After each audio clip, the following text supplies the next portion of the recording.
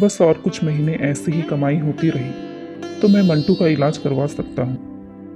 मंटू मोहित का 7 साल का बेटा था और उसके दिल में छेद था। उसके ऑपरेशन के लिए डॉक्टर ने बहुत खर्चा बताया था।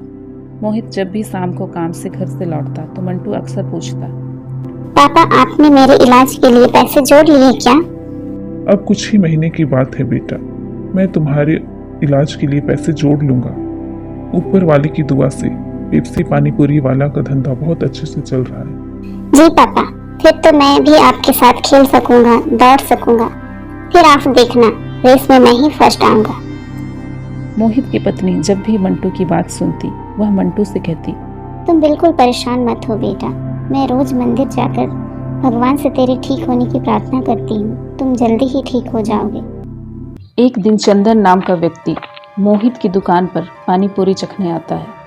वह नशे में होता है। तभी उसकी नज़र मोहित के पैसे के गल्ले में पड़ जाती है और वह मन ही मन कहता है, किसी ने ठीक ही कहा था, इसका गल्ला तो पैसे से लबालब भरा रहता है।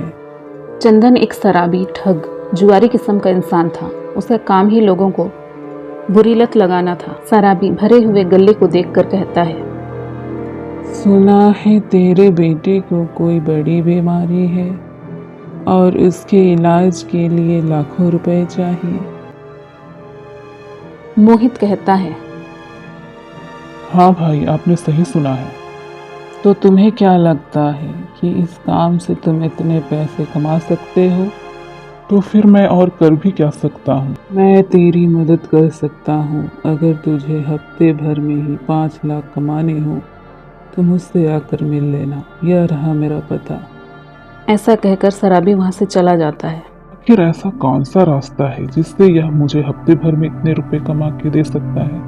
एक काम करता हूँ, एक बार इससे जाकर मिल ही लेता हूँ। ऐसा सोचकर मोहित एक दिन चंदन से जाकर मिलता है। चंदन उसे ऐसे ऐसे सपने दिखाता है कि मोहित ज्यादा पैसे कमाने के लालच में उनके साथ जुआ खेलने लगता है। कल मैंने 1000 लगाकर 2000 कमाए थे। ऐसा करता हूँ, आज सारी कमाई ही लगा देता हूँ। एक ही दिन में डबल कमाई हो जाएगी। धीरे धीरे मोहित को जुए के साथ साथ शराब की भी लत लग जाती है और वह ठेले में खड़ा होकर भी शराब के नशे में डोलता रहता है। भैया एक प्लेट लगाना। अरे लगता है इस आदमी ने तो शराब पी रखी है। चलो चलो, हमें नहीं खानी इसकी पानी पूरी। चलो दूसरी वाली पानी पूरी खाने चलते हैं। धीरे धीरे मोहित के सभी ग्राहक कट जाते हैं और वे सभी दूसरे पानी पूरी वालों के पास जाकर पानी पूरी खाते हैं। यह देख राजू और सोनू बहुत खुश होते हैं और वे कहते हैं, देखा, अपनी चाल कामयाब हो गई।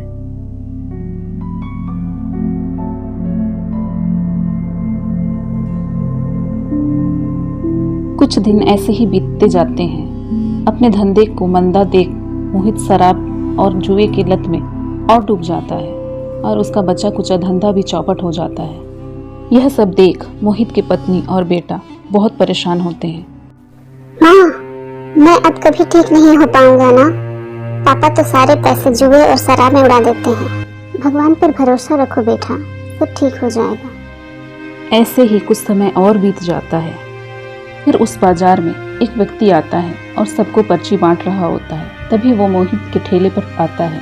अरे सुनो भाई, पेप्सी पानी पूरी वाले, हमारे सेठ मंगल राम चाट भंडार की तरफ से एक प्रतियोगिता होने जा रही है। इसमें सभी चाट वालों के बीच एक कंपटीशन होगा और जो भी इसमें जीतेगा उसे 5 लाख का इनाम मिलेगा और साथ ही हमारे मशहूर मंगल राम चाट भंडार में वाले बाजार में स्टॉल भी लगाने को मिलेगा। मंगल राम चाट भंडार, वहाँ तो बड़े बड़े लोग आते हैं चाट खाने को।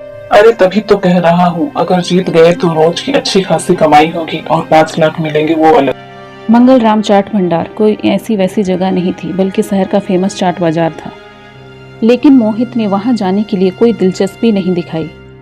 राजू और सोनू आपस में बातें करते हुए कहते हैं कि हम दोनों में से कोई भी जीते, बस वो पेप्सी पानी पूरी वाला नहीं जीतना चाहिए। तभी चंदन उन दोनों के पास आता है और कहता है, देखा मैंने कैसे उस पेप्सी पानी पूरी वाले को जुए और शराब की लत लगाकर उसका धंधा चौपट कर दिया। मोहित इन तीनों की बातें सुन लेता है। उसे अपने किए पर पछतावा होता है।